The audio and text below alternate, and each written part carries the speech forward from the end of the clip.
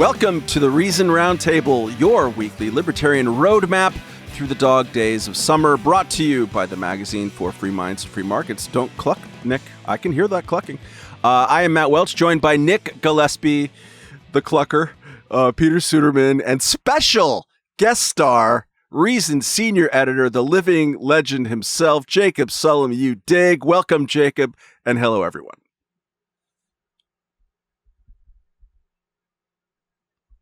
Hey. Happy Monday. Hey, Matt. So wait, you guys are doing the delay too? On purpose now? Did Jacob say hello? Who knows? Doesn't matter. We're just going to go through this and we're going to love it. We are not yet performing a coup against Catherine Mangue Ward, but it is fortunate that Jacob is here to do what he does best, which is to guide us through various politically supercharged stories with his trademark meticulosity and contextualness. The biggest such story as of this recording, though it may be superseded by other charges expected imminently from Special Prosecutor Jack Smith, is last week's new superseding indictment against former President Donald J. Trump in the Florida classified documents case, introducing 3 new counts of willfully retaining national defense information, 2 new counts relating to obstruction of justice, and a new defendant in the latter conduct, a Mar-a-Lago property manager named Carlos de Oliveira. Nick, did I pronounce that right? Who reportedly told another employee that the boss, presumably not George Steinbrenner, wanted to delete security camera footage that the feds had been explicitly asking them to retain. Jacob, maybe you can start just by explaining your headline on your great post of last week. Trump's alleged cover-up of his cover-up reinforces the obstruction charges against him. How, Jacob Sullum, is the government's obstruction case now stronger, presumably, even though from all appearances, the security cam footage under question was not deleted? Well, it looks like Trump attempted to cover up his attempt to conceal the classified documents. So initially you have the accusation that he tried to hide them, that he defied a federal subpoena asking for them.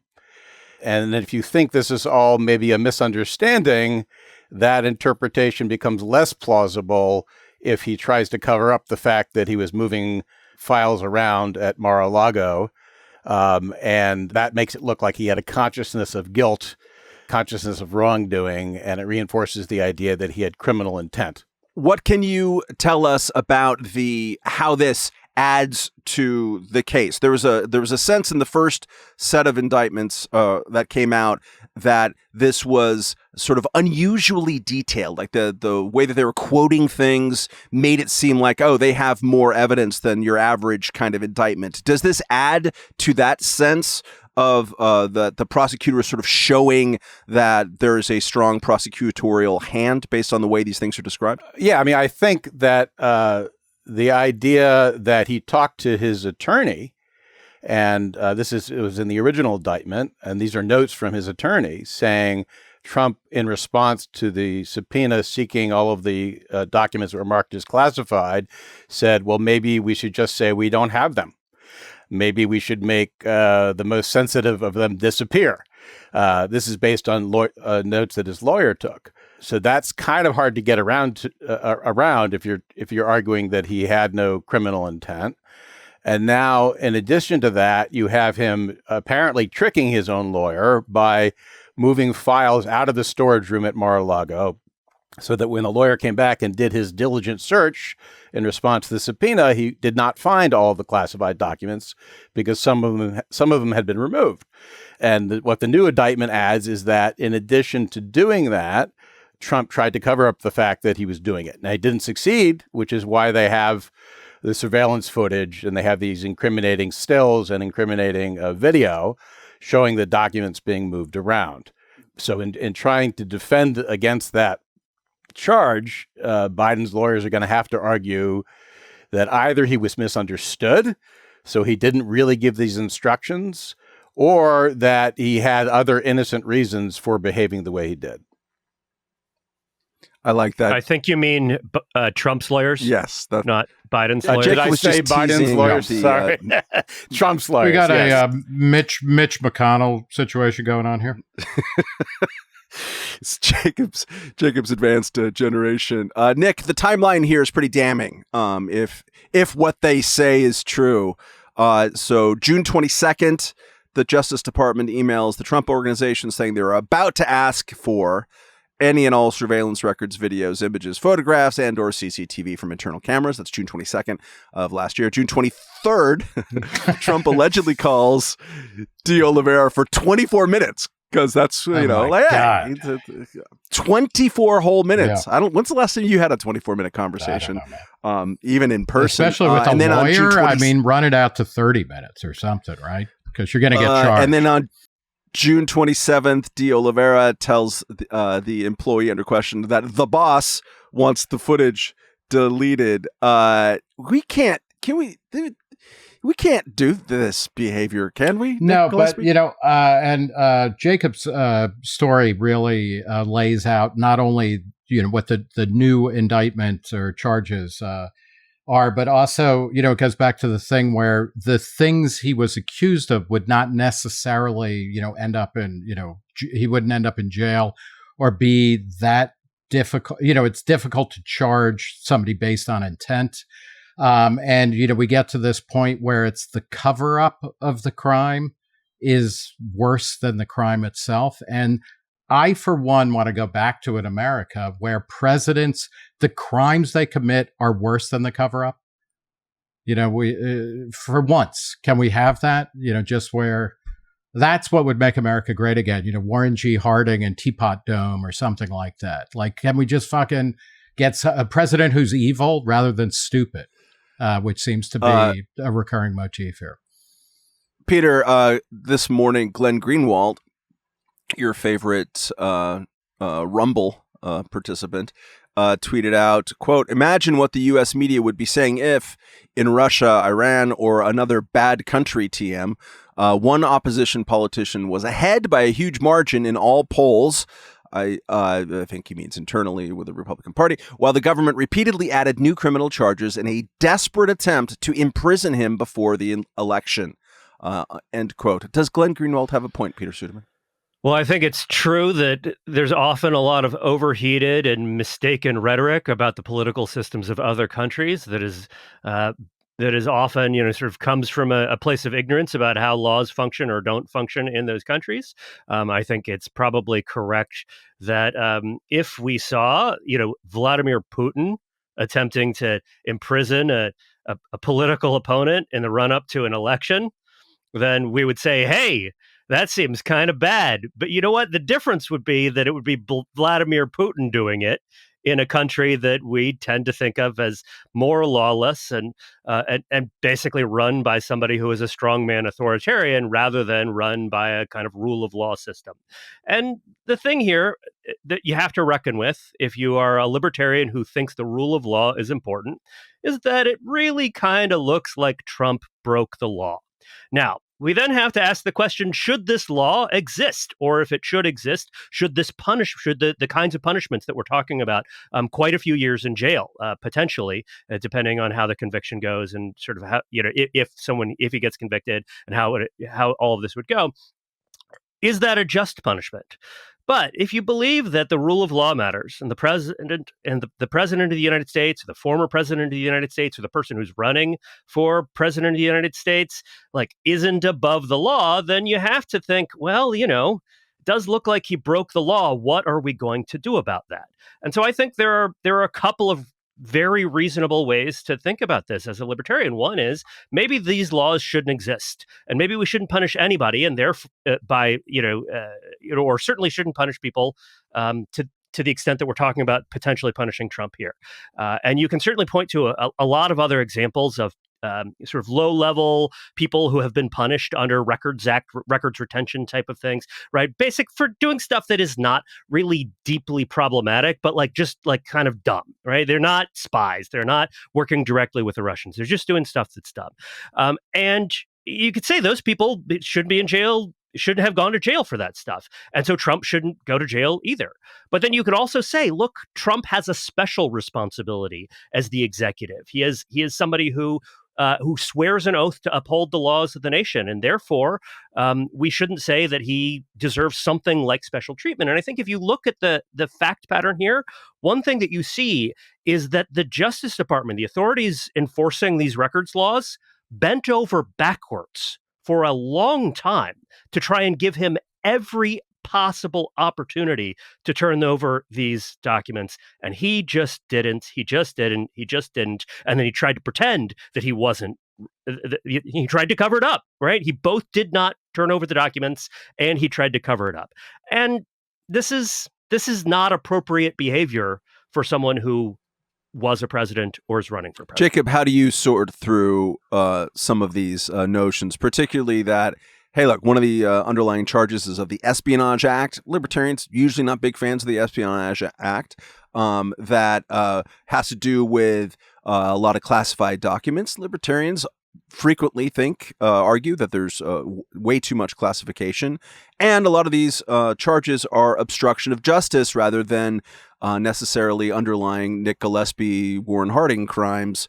And this is libertarians are not fans of obstruction of justice or lying to the FBI type of charges. So how do you, as Captain Meticulosity, sort through those kind of competing notions when you assess of meticulosity, Matt? Come on. Thank you. I don't think as fast on my feet as certain impending old people do. Jacob, how do you sort through this? Yeah, I mean, I think the charges that relate to willfully retaining national defense information will be relatively hard to prove, because they have to make the case to the jury that this material, whether it was marked as classified or not, whether you believe Trump's claims that he declassified it or not, that this represented a threat to national security, that it could be used to injure the United States or to benefit a foreign adversary.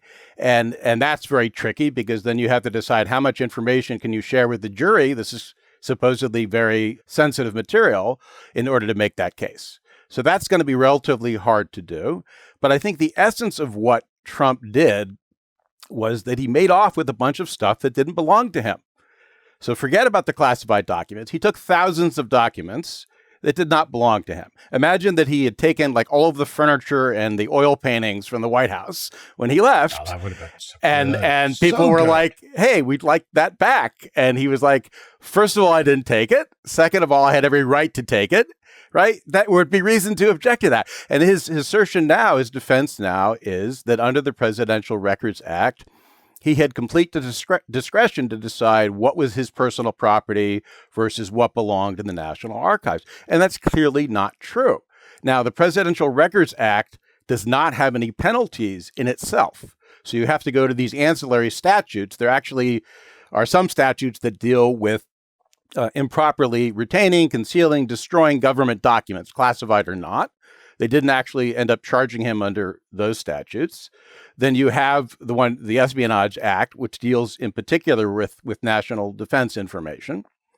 But the basic problem is that he defied the law. He took stuff that didn't belong to him. Then when he faced a subpoena saying, give it back, he seems to have deliberately defied that subpoena. I think that there ought to be some sort of consequence to that kind of behavior. 20 years in prison? No, probably not 20 years in prison. That's the maximum penalty for each of the obstruction counts. 10 years for each of the counts related to retaining national defense information. Again, probably not. And a lot of that hinges on exactly how damaging that material may have been. But he's just so full of shit at this point that he needs to be called on it in some meaningful way. I mean, just take, for example, the one new charge related to retaining national defense information that was included in the superseding document. This is based on a meeting that he had in Bedminster, New Jersey, at his golf resort there, with researchers who were working on his former chief of staff's memoir. And we have a recording of him where he's waving around a document that he describes as classified, he describes as secret, acknowledging that it remained classified, even though he's claimed he declassified stuff. And this reportedly dealt with possible military action against Iran. So this is a potentially sensitive thing, we can admit. We don't know exactly what the details were, but possibly of use to a foreign adversary, possibly could have been used to the disadvantage of the United States. But his defense is, no, I didn't actually do that. This is what he said in the Fox News interview last month. He said, there was no document. I didn't hold a document. These were just like newspaper clippings. And this is he's contradicting what he himself said on tape. And, he has a long history of doing this sort of thing. But in this case, it involves actual violations of statutes that he was, especially as president, supposed to be obeying. And so I think there has to be some sort of consequence to that kind of lawlessness. Although I will grant you that the maximum criminal penalties that are allowed for these charges are excessive. I think picking up garbage on the side of the highway is always a good, penalty. It's limited in time, and it serves two purposes, right? To punish and humiliate somebody, and then also to, make the country a little bit cleaner. Listening to all of this and the details, I agree with everything that everybody said so far. Trump is being held accountable at the ballot box. He may get the Republican nomination in two successive, presidential runs. He could not crack 47%. There's no way he is going to do better this time than he was going to do in 2020 or 2016. He will be punished. Matt, in the interest of plugging the most important book of the past 20 years in America, no, that's not. It really, that was kind of a waste of paper, if you're asking me, compared to the Declaration of Independence. The latest Gallup poll of self-identification of the parties had 27% of people saying they identify as Republicans. And get this, only 25% identified as Democrats. So a plague on both their houses. Trump is terrible. He's a liar, a bullshit artist. I don't think he's the worst president we've ever had. Biden is somehow managing to alienate people just as much. And the real issue, we shouldn't get too lost in the weeds. The weeds matter, but there is a bigger problem here, which is that both of these parties, which dominate and monopolize or cartelize or duopolize political discourse, suck, and everybody knows it. And the question isn't, how do you get rid of Trump? It's how do you get rid of the current Republican Party and the current Democratic Party? I mean, The question in front of us as American citizens is, what do we do about this conduct? Do we prosecute it? If we do, what kind of punishments attach? How do we have equal application of justice, which we're going to get into in the next whataboutist segment pretty soon, having to do with Hunter Biden, as Jacob was sort of trying to unwittingly tease earlier on. I agree that those are Nick's overriding issues, are definitely overriding issues about all of it, but then you do have weeds right in front of you. You can't get through the weeds, Nick, and without a weed whacker or something. Peter, quickly, if you will.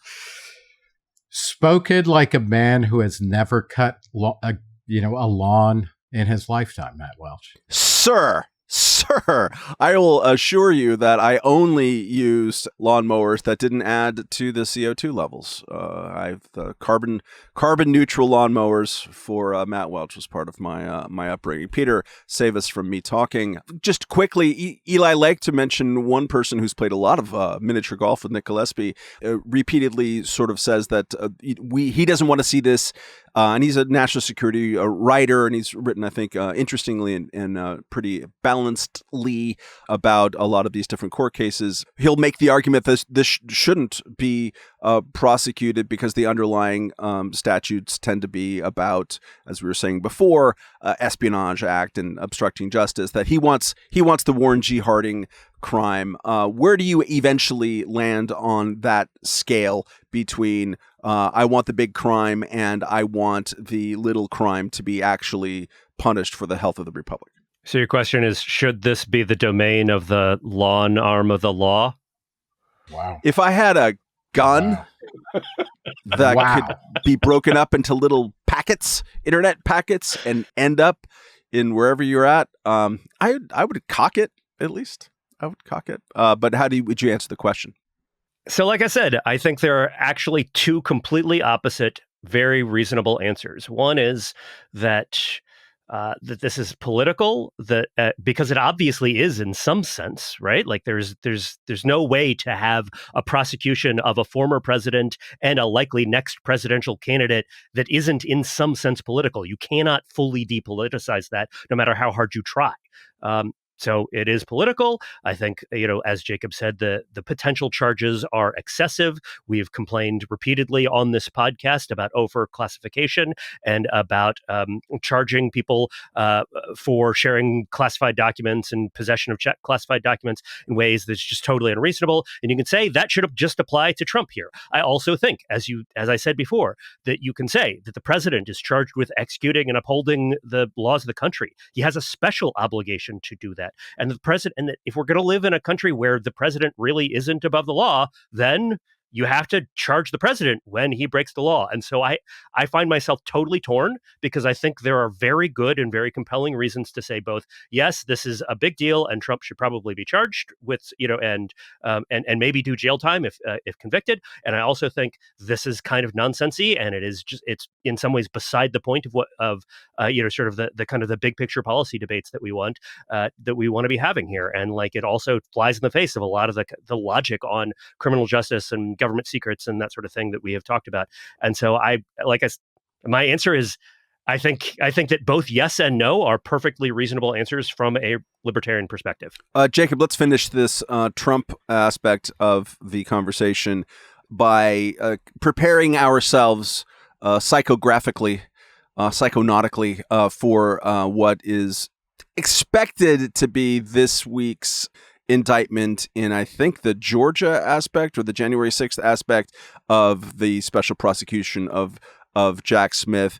Can you just give us a little prep of what to expect, the seriousness of the charge, and what the tea leaves are kind of looking at, and maybe like what a libertarian should think? You've got 25 seconds. Go. Well, you can take. Yeah, they're two separate cases. I mean, there's the Georgia state case, which has to do with trying to overturn the election outcome in that state. And that may also figure in Jack Smith's investigation. And just to focus on one aspect of it, which is the so-called fake electors plan, the problem for the prosecution is that to the extent that Trump himself relied on legal advice he was getting from people like John Eastman and Rudy Giuliani, if he really believed that what they were saying was valid advice, you really have a problem proving criminal intent. In other words, if he really thought he won the election, and if he really thought that these were legally viable ways of addressing that grievance, you can't show that he, under the federal statute, that he acted corruptly, and under the Georgia statute, that he had the intent to, solicit a crime. For example, election fraud in Florida. So a lot hinges on what we think Trump actually believed. If he really drank his own Kool-Aid and really thought he won the election, and if he really thought he really believed the advice he was getting from his lawyers, which, by the way, is totally plausible. It's totally plausible that he believed what flattered his ego, and it's totally plausible that he only listened to the advisors who said what he wanted to hear. If that's true, I don't know if that's true or not, but it seems to me there's at least reasonable doubt as to whether that's true. And so in proving a criminal case against him in either Georgia or under federal law, they have to be able to persuade jurors that he knew what he was doing was wrong. He knew he actually didn't win re-election. He knew that the remedies he was pursuing were illegitimate. That's going to be hard to do, I think. All right. Thank you for that, Jacob. So what about Hunter Biden? Some of you may be asking, so what about Hunter Biden? Last week, quite unusually, a previously expected plea agreement fell apart in a federal courtroom on the day it was supposed to be enacted or signed or whatever they do. Even more unusually, it involved the son of a sitting president of the United States. The judge in this case balked at language in the proposed agreement that shielded Biden, Hunter, that is, from some future federal prosecution, and that also named the judge, rather than the Justice Department writ large, the arbiter of whether Hunter was living up to his end of the bargain, essentially protecting the president's son from potential prosecutorial shenanigans from a future Trump DOJ. Jacob, I know that your dark heart wants to talk about the paradoxical drug and gun aspect of all of this, but I'm going to cut you off at the knees, at least at the start, by focusing just on what the judge in this case last week found curious and objectionable about the agreement as set up. Was it indeed curious and objectionable, and where does that leave Hunter's legal status now? Yes, I mean, it was there were a couple of unusual aspects to this plea agreement. To start with, there are two parts to it. So one part is the actual plea agreement, where he was supposed to plead guilty to two misdemeanor tax offenses for willfully failing to pay his income taxes.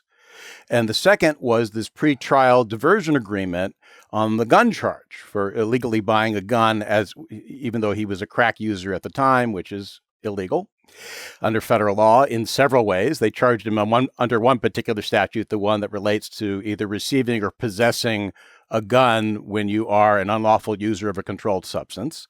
And that diversion agreement, in addition to saying, if he complies with the terms of this agreement for 2 years, we're not going to prosecute him on the gun charge, it also included a clause protecting him against future prosecution for the conduct that's described in the two statements of facts, one that relates to the tax offenses and one that relates to the gun charge.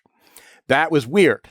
And both sides, the government's lawyers and Biden's lawyers, claimed that it was not up to the judge to decide whether the pretrial diversion agreement should go through. She was only supposed to assess the plea deal part of it, but they interact with each other.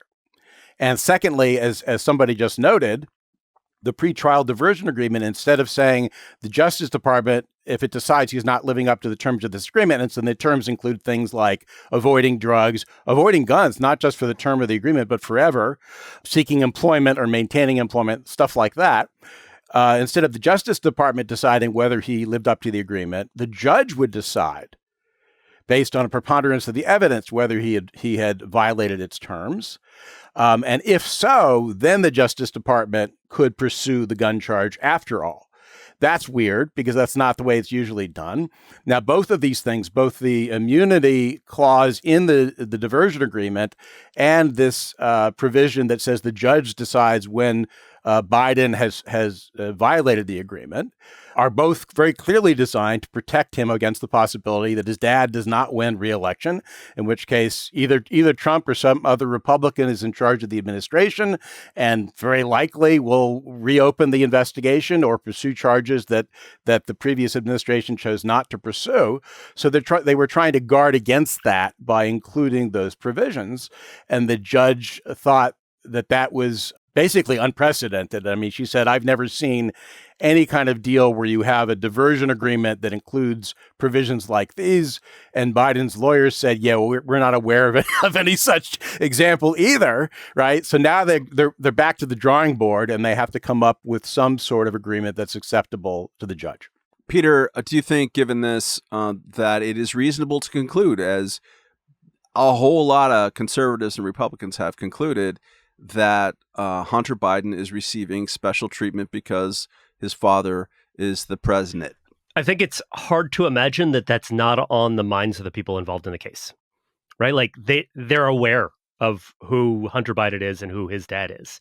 And even in the most neutral possible scenario in which, like, somehow or another you could know what these people really, the folks involved were really just, they didn't want to bring politics into this at all. It's unavoidable. And how much of that ends up being special treatment, and how much of that ends up being, we want to sort of get this done and get this out of the realm, sort of not like hand this over to the political system, is hard to say. But I think it's it's just, as with Trump, it's totally unavoidable that it's not like you're dealing with somebody who has a clear connection to the Oval Office. And that means that things are going to be different. I don't see how you can how you could have this go any other way. Nick Gillespie, two-part question. First part is there's been talk, maybe too much talk. There's a deep cut there. Yeah. Kevin McCarthy, the Bakersfield comment, and some other people about possible impeachment proceedings. Yeah, nice. A real patriot, Kevin McCarthy. Impeachment proceedings. Rand Paul, senator from Kentucky, is more reluctant to think about that. So the first part of the question is, what think you about impeachment proceedings? And then the more important second part is, where does Hunter Biden rank in the Billy Carter, Roger Clinton sweepstakes of embarrassing member of the first family? Yeah. To the first part of the question, which I've already forgotten. Impeachments. I know this podcast has a history of people saying, we need to impeach more presidents or impeach presidents more often. I say no to that. I don't think Trump should have been impeached, and I don't think Biden should be impeached over this. There's, an argument. I want to know whether or not he was involved in helping his son get business deals, back when he was vice president, or if anything persisted since then, because that's really awful, although it's totally predictable and kind of understandable, in the same way Peter was saying, of course, if your father's president, you're going to get different treatment, and it conceivably could go worse for you, because people could be gunning for you, but I doubt that, but no, I don't want to see impeachment over this. I don't want to see impeachment unless a president is doing something where they really need to be removed from office immediately. It seems to me like impeachment has a shitty record in America, of the way that it works out and the reasons that it's brought. And then for the second question, I think that Hunter Biden is probably going to top everybody, especially if he keeps living in the White House and leaving cocaine around, and doing... He wouldn't leave it around. Having sex parties at Camp David, or gender reveal parties of newly found illegitimate kids that he has and stuff like that. I think Hunter Biden could go straight to the top of the worst, offspring / relative of a president in history. Certainly some of the most exciting video footage of it's great. Yeah. I have a soft spot for Jimmy for Billy Carter, but I think, Matt, this is like, people tend to like the James Bond, the actor who played James Bond, whenever they came of age or first saw a James Bond movie, which is why I'm a Roger Moore guy. The first James Bond movie I saw in the theater was The Spy Who Loved Me. And yeah, it's Roger Moore all the way. I think I have a soft spot for Billy Carter because it's around the same time that he came into the, national consciousness by, getting caught urinating on airstrips and cashing in with Billy beer and all of that kind of stuff. So I love Billy Carter, but I think Hunter is the Roger Federer of, presidential relatives. Spy Who Loved Me, inarguably the best Bond theme song. And I will not be taking questions at this time. No. Jacob, to put a bow on things here, can you please actually indulge in your gun drug arbitrariness argument as the author of the acclaimed book Saying Yes, whose clips of you talking in defense of drug use? One of the best exchanges that anyone should ever see. But talk about the drug gun weirdness of this particular case with Hunter Biden. Yeah, so the law he's charged with violating, which he very clearly violated, should not exist. It says that someone who is an illegal drug user, which would include cannabis consumers, regardless of whether marijuana is legal in your state, it would include even people who use somebody else's prescription drug, right? Without the not under a doctor's direction, and of course it would include your average crack user. That in itself, the fact that you're using an illegal drug, means that you don't have any Second Amendment rights, according to the federal government. And I think that's pretty clearly unconstitutional. It's definitely unjust. So nobody should go to prison for that. Add to that the fact that this is actually multiple felonies under federal law, each of which is punishable by theoretically very harsh prison sentences. And you start to see the insanity of this. One other note about this is that he would not have been charged with this at all if he had not used crack. But then when you ask why did he get this diversion agreement, it seems to be mainly because he was a crack user, because he had a drug problem and he was nonviolent and he didn't have a criminal history. All these things figure into it. He was deemed eligible for a diversion program. That's not unheard of, right? Depending upon your criminal history. And the kinds of agreements tend to favor people who have drug problems because that's seen as a mitigating factor. So you have it being both the reason why he was charged with this crime and the reason that he's not being prosecuted for this crime, which seems kind of insane on the face of it. But if you ask, is he getting special treatment? I agree with Peter. There's no way that was not a factor in the thinking of the prosecutors involved in this. But if you look at how people are typically treated when they violate these laws against so-called prohibited persons owning guns, first of all, almost none of them are ever caught, right? If you're a drug user and you buy a gun, generally speaking, nobody knows that. So in this case, his drug problem was widely known. So that's one thing. So he was among the very tiny percentage of drug users who own guns who actually got caught doing that. Then you ask, what happens when those people are caught? They're almost never prosecuted. So if somebody tries to buy a gun and they're flagged for it, now this could be disqualification, not just for drug use, but for a criminal record or for psychiatric record, they're almost never prosecuted for that.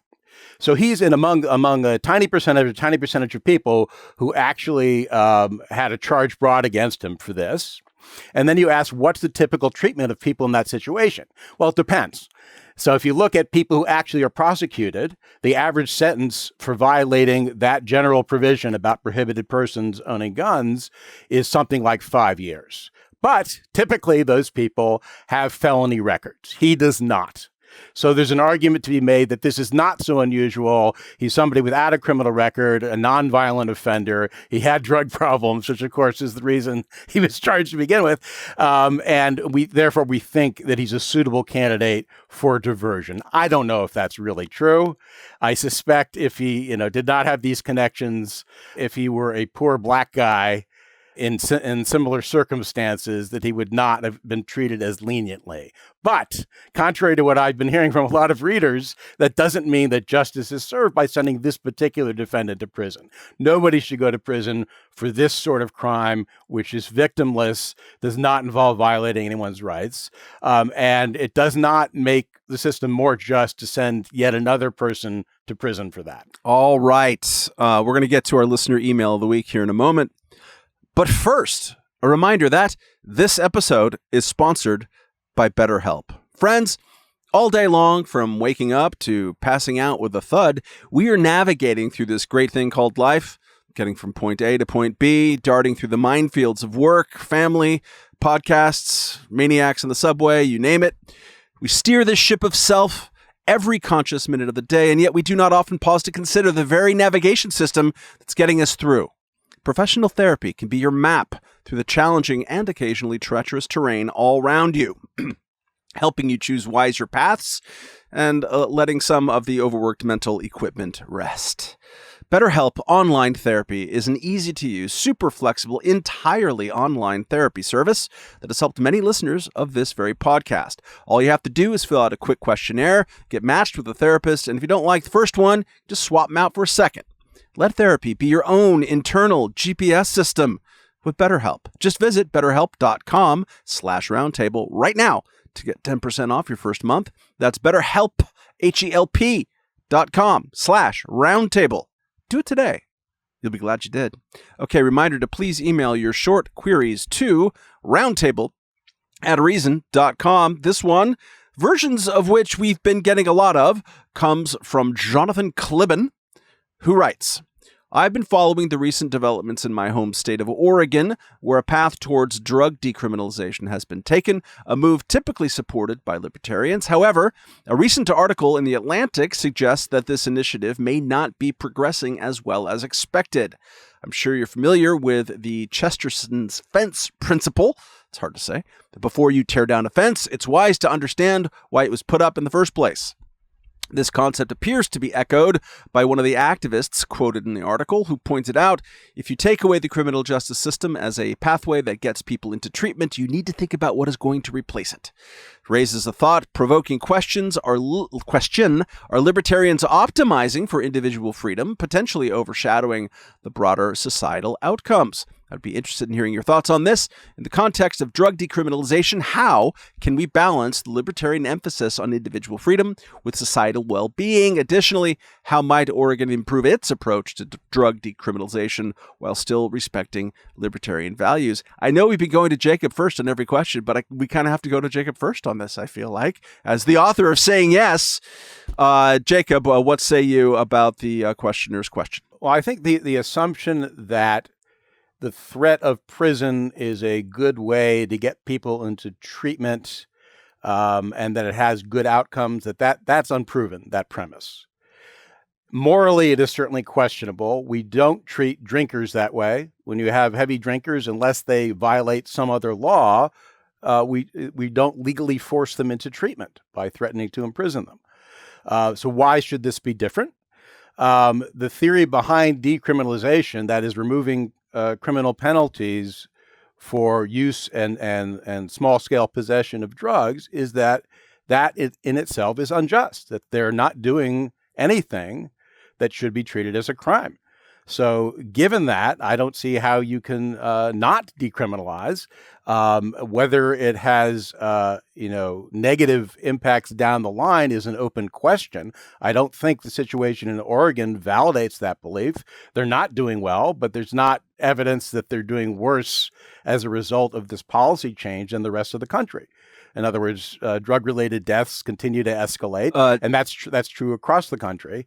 So the issue is this law justified to begin with? Is it justified to threaten people with jail simply because they use intoxicants that the government has arbitrarily decided to ban? And if the answer is no, then that's the end of the analysis as far as I'm concerned. The law is simply not morally justified. Yeah, but if I may, I agree with that, Jacob, obviously. But the question is really, how does this affect the experiments in decriminalization or legalization? And if there's a perception that social chaos follows decriminalization, that's something that needs to be dealt with. And it can be dealt with partly by pointing out, when you look at the death rate for overdoses in Oregon, it's doing better than nearby Washington state. It's about the same as California, et cetera. So it's not, Oregon is not the worst state in the world for any of this. I mean, and you can go to, Pennsylvania, basically, Western Pennsylvania, West Virginia, Kentucky, Tennessee have much worse rates. So do Ohio and Indiana and Missouri and things like that. So it needs to be put in context for sure. I think about the treatment issues here because there is no question that, scaring people or forcing them you either go to jail or you go into some treatment program does have an effect. It does put people into treatment. You take that away, there might be fewer. I think what's actually going on in Oregon, and when you look at it, the state bureaucracy has not shifted into offering any kind of rehabilitation programs. They are not doing well shifting out of a kind of abstinence-only AA model, which is huge all over the country, but especially on the West Coast, to harm reduction methods. And harm reduction, which the letter writer, I think, mentions, and it's in the Atlanta article, is the future of helping people who have substance abuse problems. And harm reduction replaces the insistence that you have to be sober for the rest of your life, that you have to be abstinent, with instead looking at ways that you reduce the social harms caused by substance abuse.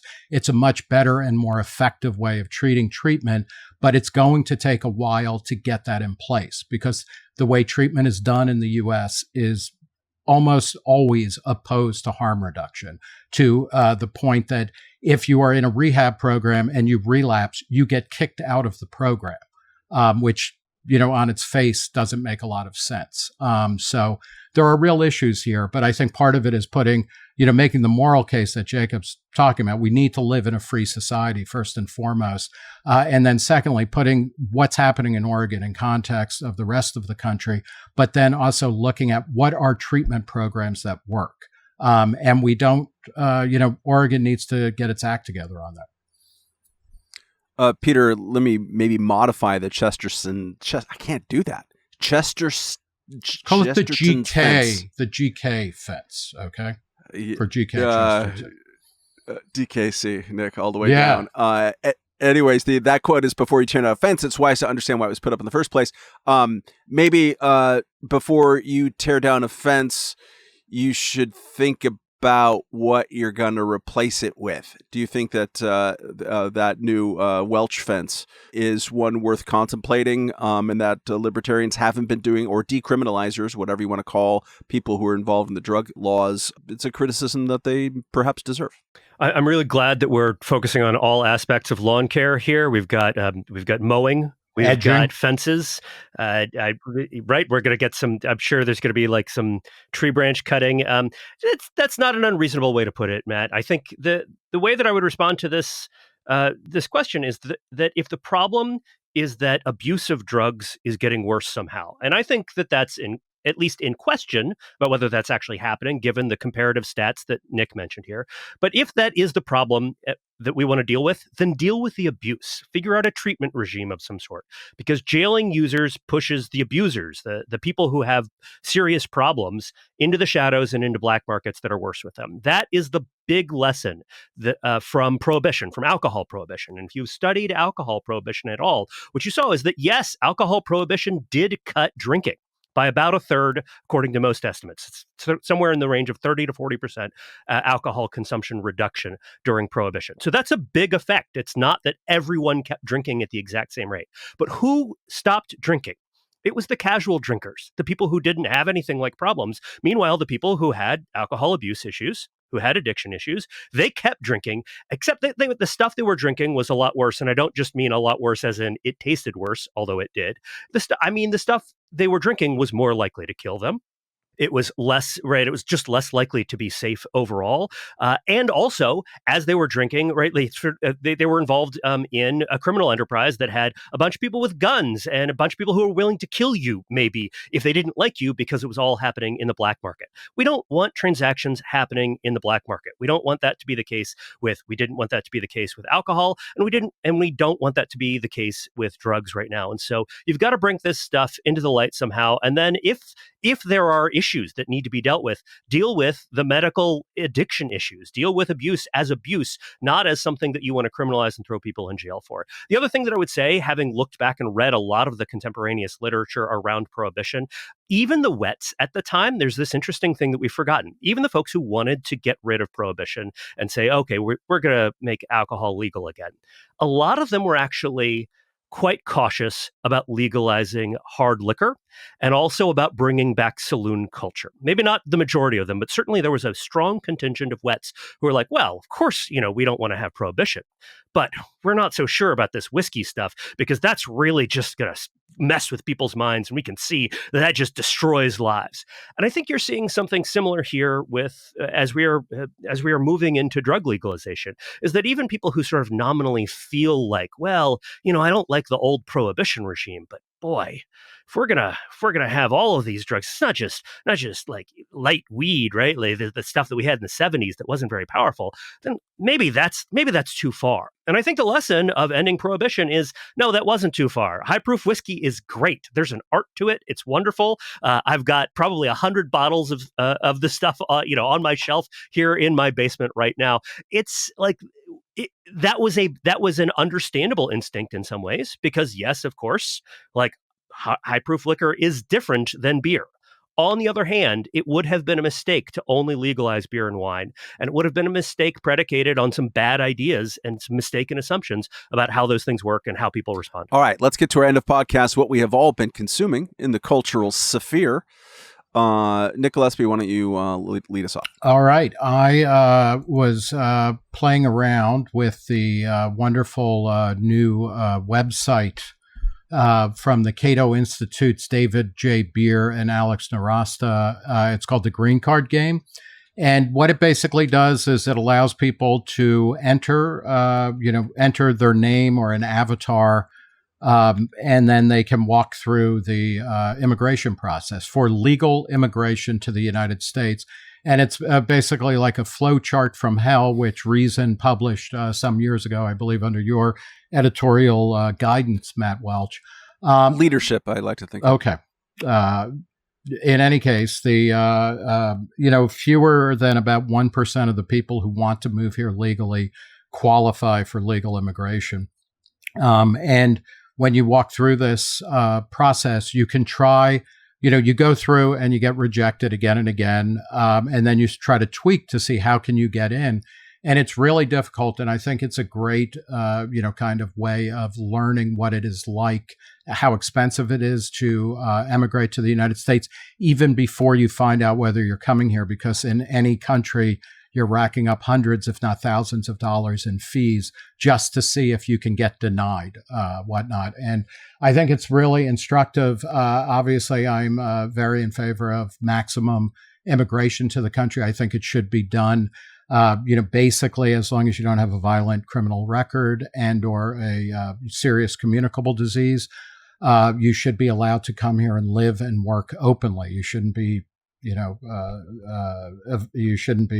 shouldn't qualify for welfare and transfer payments and things like that. But that's the law as it is now anyway. This really drives home how hard it is to get to the nation of immigrants. And so I recommend people playing around with the green card game and seeing if they can find the path to citizenship, because by and large, the answer is no.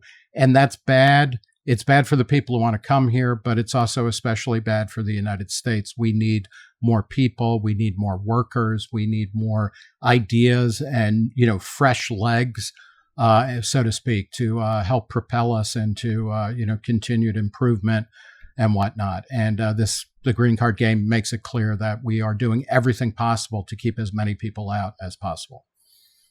I believe that those guys flashed a version of their flow chart on the floor of Congress last week. So congrats to them for showing that. I don't know if it was the exact cover line, but it was certainly the one in my head when we did that 15 years ago or whatever it was. But it was, what part of legal immigration do you not understand? Because there's so many people use that. What part about illegal don't you understand? Most people just don't realize how difficult it is to get in line.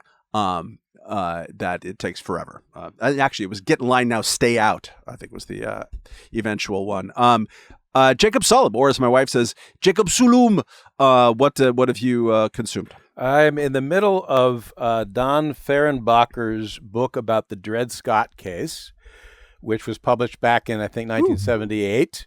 And it's like 600 or 700 Can we tell you how it turns out? No, don't spoil it. No spoilers. Okay. It's like 600 or 700 pages. And initially I was like, is that strictly speaking necessary? But I have to tell you that so far, like, all of the detail is really fascinating, because this weaves together all of these different questions about slavery, about the Constitution, about, just to take one example, these Southerners who early on were like, well, slavery obviously is terrible and evil.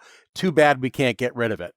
And this is their attitude, in the 18th century, or in the early 19th century, and only later became really a hardcore defense of slavery on moral grounds and on constitutional grounds. So he kind of walks you through all of these different controversies leading up to what was decided in that case, which ostensibly was addressing, first of all, Congress's authority over territories vis-a-vis slavery, and what happens when somebody stays in a place where slavery is prohibited for a while. Is he then free even when he goes back to the other state? So it's really, anybody who's interested in that stuff, I highly recommend the book. Doesn't feel at all dated, and it's full of really interesting insights. Very good. Peter Suderman, what have you been consuming? I watched season 1 of The Bear. It's a series about a high-end, fancy restaurant cook who goes home to Chicago to take over his brother's definitely not high-end beef sandwich shop after his brother dies. It's great. It's really smartly written, just kind of brutal and funny and like grimy about human relationships and work. There's some really innovative direction and acting. In particular, there's one episode in the season that it follows a kitchen meltdown in a single shot that is the whole episode. So the whole episode is just one single shot of a kitchen just absolutely kind of collapsing, which, if you've ever worked in a kitchen, is the kind of thing that happens. It's also super intense. I've heard some people describe watching it as stressful. I even heard people say, I tried watching the first episode and it was too much. I just couldn't. And like, the guys, the main characters having like work dreams about like kitchen accidents and screw ups all the time, which, again, if you've ever worked in a restaurant, the most intense, like crazy making work dreams I've ever had were when I was working summers serving at a big seafood restaurant in Florida, and I'd work 60 hours a week and then go home, each night and sleep and dream for 8 hours about serving and about like meltdowns, in the kitchen and in the serving. And so it really captures, with, some dramatic flourishes, the manic reality of restaurant work at any level. And it's also just a kind of smartly written show about the difficulty of running and maintaining a small business, and how much of it is just record keeping and management and administrative procedures and sort of like getting stuff in order, even if you're in business trying to make an artful product and you want to make something beautiful and wonderful and send it out in the world. It just doesn't matter if your sandwich tastes amazing, if the ordering system is screwed up and like the printer doesn't work and stuff is, and like your stove is melting down. And so it's just a great show about work and life and small businesses and Chicago and tasty food. The Bear season 1. I know there's a season 2. Please don't tell me what happens. Planning to watch it in the next. I think what happens. Peter, is Cocaine Bear a prequel or a sequel? I don't think that's been revealed yet. Okay. I watched a movie that was talked about at length last week, Oppenheimer. So I'm not gonna talk too much or at all even really about it. I liked it a lot. Would you say it was the bomb? And very, This as is always, dad jokes from a man without children. I don't know. It's like it's uncle jokes, as my my 8-year-old calls them. Great managerial fable, etc. But the aspect of it that I would like to just highlight was, I think it was the first time in at least since COVID that I have been in a completely full theater watching a movie. I'm not one of those people who normally like waxes poetical about being in the dark with a bunch of people, strangers, and all experiencing something for the first time. Mostly because I don't like strangers and I'm claustrophobic, and I don't want to hear people eating popcorn anywhere near me. It's disgusting. But they're kind of right. It was really awesome to be in a completely full theater watching a really nice cinematic experience. I had forgotten that feeling, and it's a great feeling. And so that's all I want to say about that. And it's a good movie. And Gillespie's obviously wrong about about the what art of it all. Just everything that you said. Yeah. No. I don't think that it needed to show faces melting in Hiroshima and Nagasaki. Yeah, because you don't want to deal with the actual history of dropping A-bombs, for good or bad. No, that's that's actually not the reason. Did anybody shout out when the bomb landed? Did anybody shout, "That's gotta hurt"? I really wanted to do that, but I would have lost 4 major relationships in my life if I had. But I was really hoping somebody else would do that. The turmoil inside of you is so much more than the sexual proclivities of a weird human chain. I'm hoping Oppenheimer brings back high-waisted pants. Now that I'm a week away from turning 60, that's the other big reveal, Matt. Wearing pants that come up to your nipples. Come on. Like, why not? Yeah, with a tie that doesn't even make the belt, too, which is with like also, a Bud Abbott tie. I don't get it. But it's fantastic. All right, speaking of fantastic, that's all the time we have for this wonderful Jacob Sullum bejeweled podcast. If you like what we do, please consume more of it at reason.com/podcasts. And speaking of which, oh my God, you cannot contain my enthusiasm, you can only hope to stop it. Wait, did I get that backwards? Anyways, we have a brand new podcast coming down. It's a limited edition series, so collect them at home and hold on to them forever and then trade them later for multiples of the value. It's hosted by Eric Boehm, if that's how his last name is pronounced. It's called Why We Can't Have Nice Things. It's going to debut on August 3rd. That's this week, I think. It's a podcast series about how free markets want to deliver the goods, but government keeps getting in the way, often because special interests use the power of the state to shut down competition or block new ideas. From the recent baby formula shortage to the unseen taxes making your underwear more expensive, as if Nick Gillespie even wears underwear, we're bringing you 6 stories about how bad trade policy makes everything more expensive and pulling back the curtain on the political mechanisms responsible. It's good copy there, whoever wrote that. This is Why We Can't Have Nice Things. It's going to be available at the aforementioned reason.com/podcasts. Awesome. Very excited about that. Nick, do you have anything else exciting in the Gillespie domain of reason.com and .org and .edu that you would like to share? Yeah. On Wednesday, we're going to be releasing a video and podcast version of an interview I did with the great comedian Doug Stanhope. Whilst at Freedom Fest in Memphis, the annual gathering held this year in Memphis, and it's pretty good. I'll tell you that much. I hope it's better than his actual stand-up name checking of Nick Gillespie, which is very uncomfortable to watch. It was a little bit sexually titillating to me because he said that I was the one man that he would want to have sex with. I wish that we could just airbrush this entire notion I don't know. Collective I want to go into a drug treatment program right now, and I'm willing to do it or go to prison. Either way, I just want to get away from this conversation.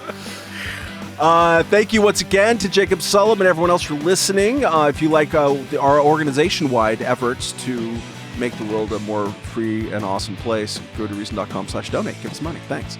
And we'll catch you next week. Goodbye.